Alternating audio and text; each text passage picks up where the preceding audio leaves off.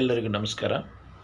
ಸೋಮೇಶ್ವರ ಶತಕದಲ್ಲಿ ಒಂದು ಅರ್ಥಪೂರ್ಣವಾದಂಥ ಒಂದು ವಾಕ್ಯ ಬರುತ್ತೆ, ಪದ್ಯ.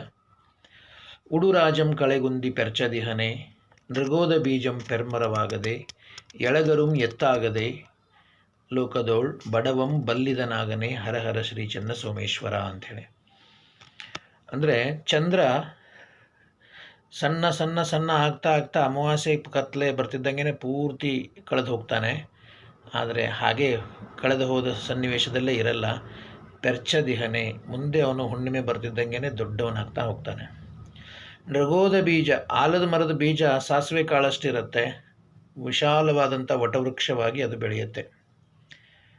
ಎಳಗರು ಎತ್ತಾಗಿ ನಿಲ್ಲುತ್ತೆ.